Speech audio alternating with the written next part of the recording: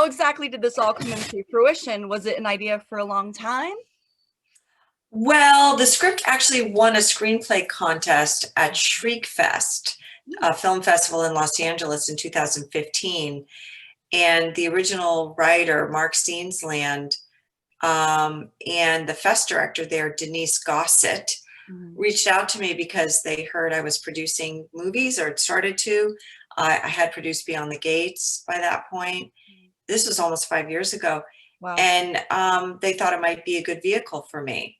Mhm. So I read it and I immediately fell in love with the story of this older woman who's like, you know, kind of finding herself again after she's bitten by a vampire and finding more equality in her marriage and getting the chance to have a sort of second chance at life and experience some of the things maybe she missed and gaining a new zest for life and gaining more equality in her marriage and all of that. And I just thought it was a great script and a really fun character. So I decided that I did want to try to produce it with myself in the role. Mhm. And it took me a couple of years of sending it around to different production companies to find one that said yes. And then we worked on the material, developing it a little bit more with a couple of other writers, and finally had the opportunity to take it out to directors. And Bob Portal at Alliance Media Partners, who I partnered up with, Mhm. and I had both worked with Travis Stevens before, so he was one of the directors that we talked to, and he immediately said, please don't talk to anybody else. I love this story so much. I love the material. I want this to be my second movie. And it was right around the time that his movie had come out, his debut, Girl on the Third Floor. Mhm. And, he wasn't somebody we initially thought of because I didn't think of him as a director. I was thinking of him more as a producer. And he just fell in love with the material like we all did and said, I really want to make this with you guys. Casting process like for the rest of the cast? Well, it was kind of friends and family because I had already spoken to Larry a couple of years previous to that, thinking that it would be a really nice vehicle for Larry as well, who we don't often see as a buttoned up preacher. He's usually playing Right. somebody who gets killed in a movie or the fifth banana. And, we don't see him in this kind of a role of being sort of the straight laced guy. And Larry and I have known each other for a number of years, and I feel like our our marriages and our situations are very similar. We've both been married for more than 20 years and have children. We've both been in the horror business for 35 years, him even longer, I think, and both been working in the business for a while. And I felt like there's some sort of symbiosis that Larry and I have, and a shorthand. And I really wanted somebody to play Jacob who I felt really comfortable with Right. and who I knew very well. And Larry and I are basically the same age, and Mhm. it just seemed to fit, for me to have another chance at this area and this time in my career to play a role like this. And for Larry, who's been in the business for so long, to have another chance to play a kind of role that maybe people wouldn't have thought of him for. Right. So he was always somebody that was in my mind for a couple of years. And Travis and Bob Portal were very supportive of bringing Larry on as Jacob. So when we finally got the money together and we knew we were going to make the movie, it was easy to make that call to Larry and say, okay, we're going to do this. And, the role is yours if you want it. And it was Travis's idea to change the gender of the master to a female. Mhm. And I think that was a wonderful idea. And the person that I immediately thought of was Bonnie, who I'd also known for a number of years and seen her in some iconic roles through the years, from Mulholland Drive to The Nun, but feeling like maybe she needed something that was a little bit bigger, a platform for her to Mhm. show us what she was capable of. And I just thought she was fantastic as the master. I was so glad that she was available and said yes to us as well. And then the other people, some of them were friends. Mark Kelly was a friend of ours, and Robert Russler was somebody who Travis had met recently at a screening right before we started filming. And he goes, I don't know, I think it would be really nice for Robert Russler to play the part of Tom Lowe. And of course, you know, Robert Russell's so handsome and cool and cute, and and he's been in the business for a long time. It just seemed to when he said Robert Russell, I said, oh yeah, he'd be Right. amazing, and he agreed to do it. And then pretty much everybody else, we had a local casting director help us with the rest of the roles. So actually it was luck for everybody. You guys were just all like a big family, and that was nice. Gave projects to each other. Well, I think that's the way, it's very hard to make an independent movie these days. I mean, it's always been. And I think if you can have other filmmakers that feel also like collaborators with you, and are going to be supportive, and are going to be really in it to make it the best thing it can be, and just really help you in ways that you didn't even know you needed, why not go with those people? So I think it was important for us to surround ourselves with people, especially in the main cast, that we knew their work, and we already liked working with them. Right. That's very important. It's funny, the other day before other articles were published, I compared the movie to a similar Ask Stepford Wives vibe too, Yeah. but also a Santa Clarita Diet plotline. Her husband must have to love her very much to go through all that. The irony is that he's a minister.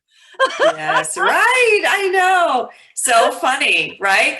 I mean, the funny part about the movie is that, and I think you're right, it feels very Stepford Wives or Santa Clarita Diet. I mean, it hits some of those really bone notes, but at the same time, the movie starts out as very sort of bland and blah and ordinary. And then when Anne gets bitten by the vampire, there's a tonal change, because life gets better. It gets more interesting. It gets more messy. It gets more provocative. It gets more colorful. So there's a shift in the visuals. There's a shift in the way I look on screen. There's a difference in the way we communicate with one another. And there's a tonal shift as far as how much fun we're having now in our life. Right. Right. So I spoke with Bonnie the other day, who is officially now my crazy aunt. I know. She's really great, isn't And she? she had nothing to say but great things about you. This was yeah, I love her so much. Yeah. This was definitely a girl power movie, very empowering. The message was strong. Do you think movies will start to let go of the scream queen trope and move more toward thinking for women? Well, I keep trying to do that. I wrote an article a number of years ago called Don't Call Me a Scream Queen. I don't know if you've seen that article. It was on Birth Movies Death a number of years ago, and just saying, look at what the ladies have been doing for years, and what we continue to do, and to just reduce us to the term Scream Queen is just a little reductive and just not really symbolic of all the deeper work that I feel like we all do. Although I do know that a lot of people use the term in a thoughtful manner, in a flattering manner, and people don't think of it as being derogatory or anything. I think it's time to look beyond that term for myself. That's just the way I feel about it. But as much as this movie is a feminist movie and about, coming into your own power and feeling good about yourself, it's also a movie about a marriage. And I don't want to discount that either. And I don't think, at the end, there's a question as to what's going to happen. And me being a long married person of 20 years, and Larry also being a long married person of 20 years, and kids, how do we go on? How do we learn through one another and through allowing each other to have our own voices and to be as powerful as we are, but still stay together?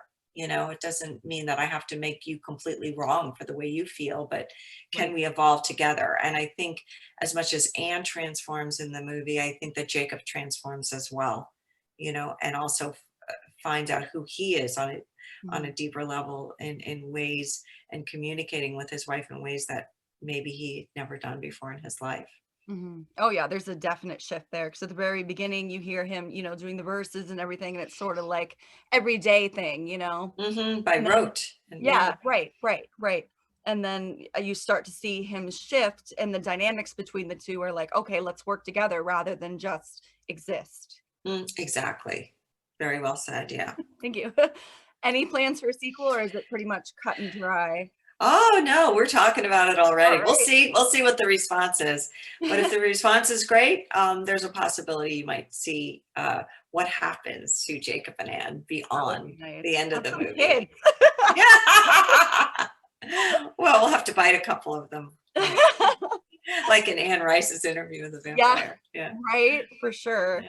What do you think Anne's childhood was like that to make her become so listless? She is trying to handle her marriage and also trying to work out, etc., but ends up falling into the classic cheating trap.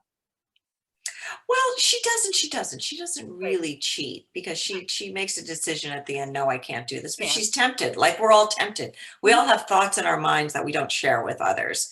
And I think, there was a little temptation there, but she wouldn't have ever Right. followed through with that. I do think that she is a person that just didn't ask for more than was sort of offered or given to her. Mhm. And she never had a chance to stand up and say, well, this is what I want to do for myself. Right. She was probably brought up in a family that was very traditional and very status quo, and didn't rock any huge boats, and just kind of lived life and took what was given and didn't ask for anything else. And now she has an opportunity, after being bitten by a vampire, to feel what that feels like, to have new blood coursing through her veins, and to now finally have a zest for life and ask for something more in her life that will give her life more meaning. Mhm. Right. Yeah, definitely. It was like she came alive. That's Yeah, alive. she came alive after being bitten by Exactly. a vampire and dying. She came alive finally. Yeah. Did you take any of the costume pieces home? Those were some pretty awesome I outfits. It's like know. Vogue up in I there. I know. I have the red dress. I have the Okay. black and white outfit. Um, they asked me if I wanted the sweater. The sweater was from a rental house, and I could Oh. have taken the sweater home, but I didn't. I gave it back. I could probably get that back if I wanted to. Mhm. But there was a beautiful orange dress that I wore that we got at a um, at a vintage clothing shop in Canton, Mississippi. Mhm. And I love that dress so much. That was the dress that I wore when I went to the dentist, and then I bite the Oh, yep, yep, yep. neighbor. But my costume designer, Yvonne Reddy, loved that dress so much that I gifted it to her at the end of the Oh, film. that was nice. She really loved it, and she's got such style and panache, and Mhm. I thought she did such a great job with the costumes that I said, Yvonne, you love this dress so much. Why don't you take it home? And she was so happy with that. I also have the blue and white dress that I wore in the Mhm. movie, or kind of towards the end. So Mhm. I kept a few pieces. That's awesome. You'll have to share that on like Instagram or something. Just have like I the know I could dress up in them at home, and yeah. And I have my vampire teeth, so I can put my vampire Oh teeth my gosh, on. that's Yeah, great. Where yeah. did you shoot and how long did it take to complete the movie? We shot in Canton, Mississippi, Mhm. just outside of Jackson. It's a small, really beautiful old town that feels like it had its heyday maybe 50 years before. It Mhm. feels like maybe its dreams were broken, much similar to Anne Feder and how she feels inside. So I feel like the metaphor of the town sort of mirrors what's going on with Anne. Um, they shot My Dog Skip there, Mhm. and the house that Anne and Jacob live in is the actual house in My Dog Skip. So Oh, we okay. lived in that house. So that was kind of cool. They've shot a few movies there. It's kind of a cool old town. And the Piggly Wiggly, where we shot the supermarket scene, Mhm. feels like it's a throwback to the 50s. It hasn't changed. Wow. They don't even have any new organic or fancy foods there. It's all stuff that I would have eaten when I was a child, Right. at a Right. grocery store when I was growing up. So that was pretty cool. I think our shooting schedule was about 22 days or so, 22 days. Um, and that was almost just enough time to get everything in, Right, you right. have to work very fast on these low budget independent movies, but we were able to pull it off in 22 days. Oh my gosh, that's Right great. before the pandemic. We shot Yeah, it in I was gonna February. say. Right before. In fact, we wrapped the movie, flew home a couple days later, and 5 days later it was the lockdown in California. Wow. So we got it in right under the wire. And this whole past year, we've been able to work on it and edit it and Mhm. get it ready to come out. Wow, that is luck. Hmm. You grew up in New York. Any chance you'll be back in the East Coast soon? Well, probably because my daughter just got accepted to Fordham in New York Oh, City. congratulations. So yeah, thank you. So Mhm. I have a son in college in Colorado, and my daughter's going to Fordham. So we plan to spend some time out in New York City while she's there. And I'm living in the Bay Area right now, Mhm. but because our daughter is graduating high school and we're going to be empty nesters, my husband and I are planning on moving back to LA. Mhm. So we'll be in LA, and he has a job, he can work in LA and New York. So we'll kind of be back and forth a little bit, I think. What was it like filming Chopping Mall? It was very ahead of its time. What was the casting process like for that? Oh, I don't even remember. It was so long ago. Are you kidding? I don't know. I'm sure I had to audition for it, and Yeah.